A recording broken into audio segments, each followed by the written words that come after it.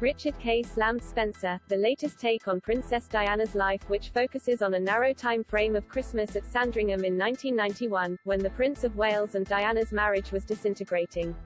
He criticized the acting of Los Angeles-born Kristen Stewart, who plays the princess, saying, "She has something of her style and her brittleness but nothing of the grace or sense of humor that so often rescued Diana at moments of crisis." He went on to question the focus on that festive period in 1991, claiming, "The marriage did not formally end for another year, why didn't they choose December 1992 instead?" And actually the inevitability of her separation from Prince Charles dates back to at least 6 months earlier. He said, "So what really went on at Sandringham that Christmas almost 30 years ago, and what was the state of the royal marriage? And, crucially, when did the princess consider her marriage was over?"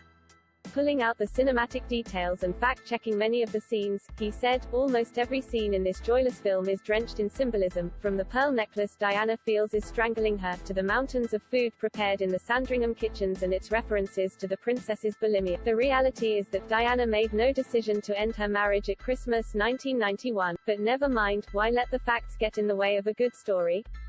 He likened Larrain's film to the Netflix series The Crown, which, in its upcoming season, will see Australian actress Elizabeth Debicki take up the mantle of portraying the late Princess of Wales.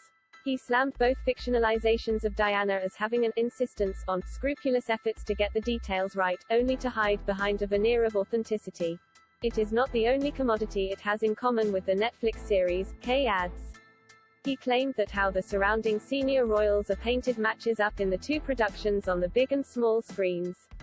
Writing in the Daily Mail, he said, "Members of the royal family are shown as haughty and cruel while enveloped by protocols so rigid that they would be laughable if they weren't so lamentably absurd." This comes as Prince Harry was criticized by royal expert Dan Wootton, who claims the Duke was shown up as money-hungry by how Jemima Khan, one of Princess Diana's closest confidants, navigated the Princess of Wales's portrayal by Netflix. Mr. Wootton called the former wife of ex-Prime Minister of Pakistan, Imran Khan, one of the few credible witnesses to the Princess of Wales' state of mind in her last 24 months, who never betrayed her publicly since that tragic Paris car accident.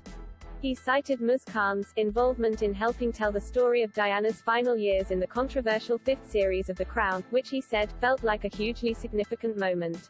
News broke over the weekend that Ms. Khan had cut ties with Netflix over the series, saying Diana's story wasn't handled as respectfully or compassionately as she had hoped. She told the Sunday Times, "It was really important to me that the final years of my friend's life be portrayed accurately and with compassion, as has not always happened in the past." Mr. Wootton, in contrast, criticized Harry, and his ambitious Hollywood wife Meghan, for agreeing a mega deal worth tens of millions of dollars with the streaming giant. Princess Diana also appeared in the latest series of The Crown, where she was played by Emma Corrin. It covered Diana's introduction to Prince Charles, the first stages of their marriage and the fallout from Charles's unfaithfulness with Camilla Parker Bowles. On the big screen, Spencer opened at cinemas on Friday the 5th of November, and attracted fierce criticism even before it hit the big screen for public viewing.